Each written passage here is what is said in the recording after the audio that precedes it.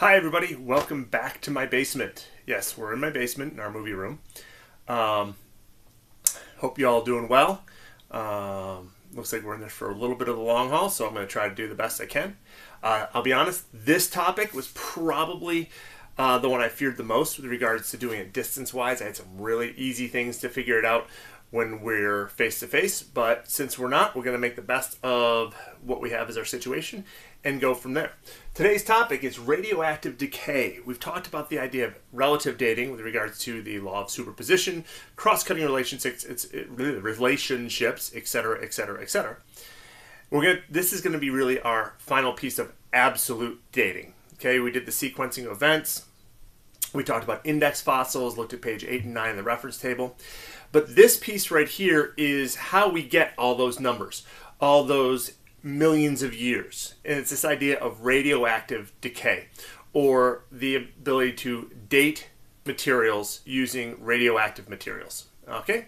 So, like I said, this is one of the tougher things that we're going to have to do distance-wise. We'll see what we can do and go from there.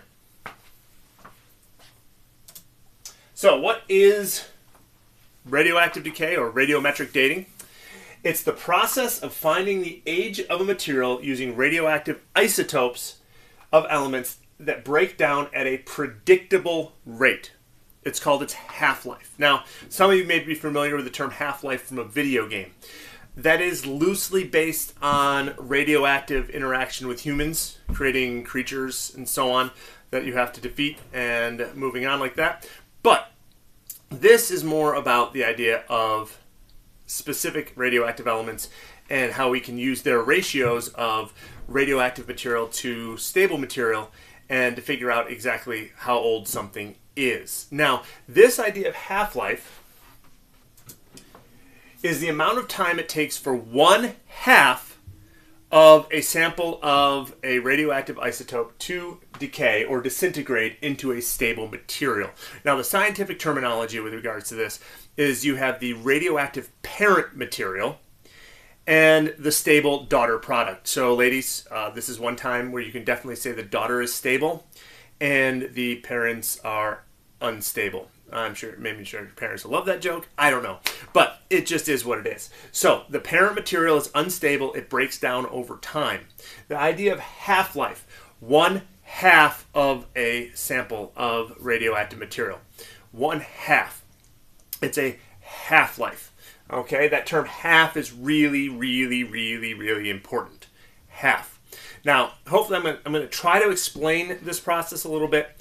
But it's going to work a lot better later in the video today, where I demonstrate it and give you some practice, and then you guys can practice on your own. It's kind of a complex content, so bear with me, and we'll see if we can work our way through it. All right. Now, this is on page 1 of your reference table. This is the radioactive decay data, as it says right there. It's a lot easier when the meteorologists look like on TV with that. Different isotopes are used to date different things, okay? There are 4 different radioactive isotopes that we're going to look into. 1, carbon-14. You may have heard of that one before. Radiocarbon dating, carbon-14. Carbon-14 is used to date organic material that is less than 50,000 years old. So if you go in their backyard, you dig up a woolly mammoth, that's probably the radioactive element a scientist would use to find out how old your pet mammoth is. And then we can have pet mammoth steaks and stuff. Just kidding. All right, but anything that's less than 50,000 years old, they're going to use carbon-14. Now, the half-life of carbon-14, let me back up. Okay, the disintegration, what it breaks down into. Carbon-14 breaks down or disintegrates or decays into a stable material called nitrogen-14. There are a bunch of videos on YouTube that'll get into more detail about how that process actually works, but for our class you don't need to get into the beta decay, the alpha decay, and all that other stuff that goes along with it. You just need to know that carbon-14 breaks down into nitrogen-14, and it takes 5,000, or 5.7 times 10 to the third, 5,700 years for half of a material or a sample of carbon-14 to decay into a stable daughter product, which is nitrogen-14. 5,700 years for half of that material to break down.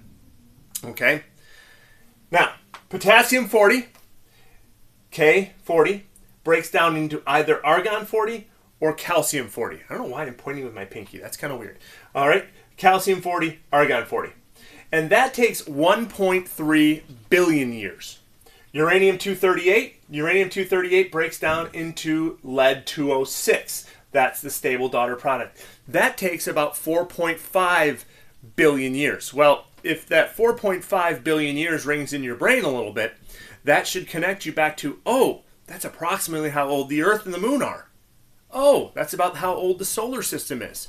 Oh, so these rocks might be used to find the ages of some of the oldest rocks on Earth. And these two elements are used to find the ages of the oldest rocks on Earth. Now, the bottom one here, rubidium-87.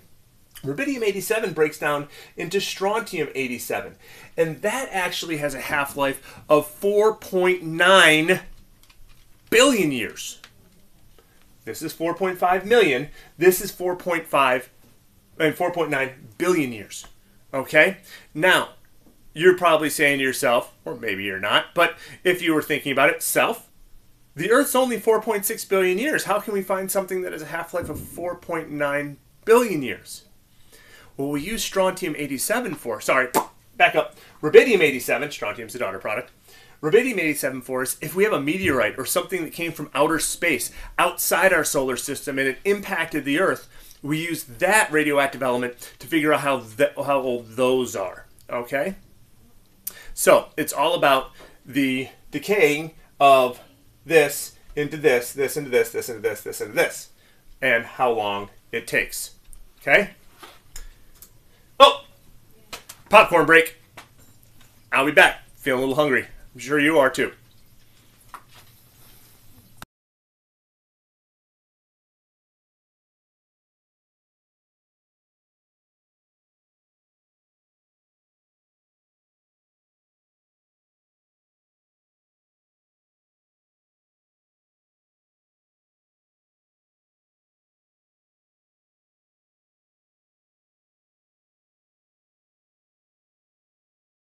So, I'm back. I got my popcorn. I'm not sure about your house. My house goes through popcorn like no other snack. We could go through 2 or 3, maybe even 4 bags a day. It's a prime commodity. It's like right there below toilet paper right now. We always have to have popcorn. Now, when you're watching the popcorn machine, or the microwave in my case, you know that there's popcorn kernels popping. You don't know which popcorn kernels are actually popping at that point in time, but you know some of them are. And we could probably calculate a rate at which those popcorn kernels are going from unpopped to popped. We could probably figure out that there is some sort of constant relationship or semi-constant relationship between the percentage of unpopped to popped kernels during the process of popping. And yes, I've just probably ruined popcorn for some of you all, because now I've just trying to make it a scientific example, and that's kind of bad for you guys if you really like popcorn. But moving on. This ratio or relationship is similar to what happens with a radioactive material. Okay? Let's say you start with 100 atoms of carbon-14. Let's just use that as an example. Okay? At time 0, there are 100 atoms that are all radioactive. We click that timer, clock begins. After 5,700 years, half, or 50, of those carbon-14 molecules will have decayed into nitrogen-14. Now, I'm not sure which atoms would have gone from carbon-14 to nitrogen-14. That's unpredictable.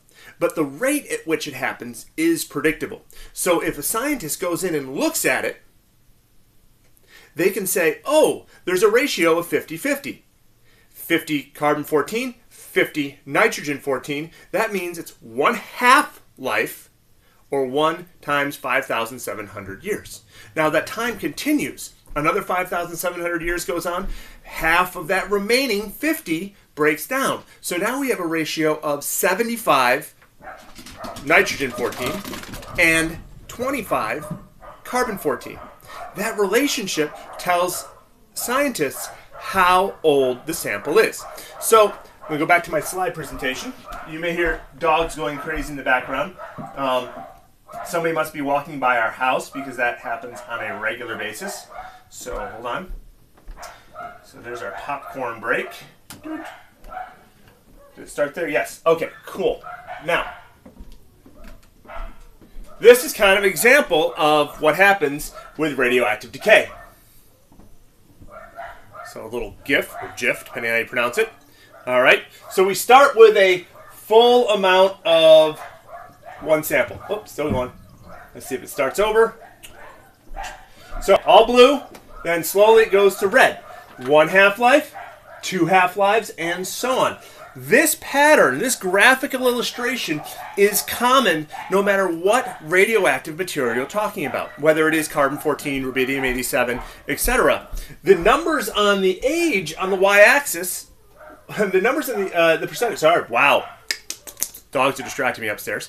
The percentages here are staying the same. The number of half-lives staying the same. The only thing that changes is how long that actually takes. So watch it one more time. Randomly broken down like popcorn. The blue line here represents the radioactive material. Notice that it starts steep and slowly, gradually changes, and this changes proportionately. A scientist can look at a sample, whatever sample they're looking at, and look at the ratio of still radioactive atoms to stable atoms, and they can calculate how many half-lives the sample has gone through. Now, all we have to do then is, once we know how many half-lives, we can multiply that by the time it takes for 1 half-life. So if it's 2 half-lives, let's use carbon-14 example, 2 times 5,700 years gives you 11,400 years old. So if that sample is 7525, you're looking at a carbon-14 sample that's 11,400 years old. So I hope I've done a decent job clarifying the basics. Now we're going to transition into a practice time, and we're going to go through the activity that I got for you, and we'll practice like we did last class, a couple questions together, and then I'll let you guys go. All right, be back soon.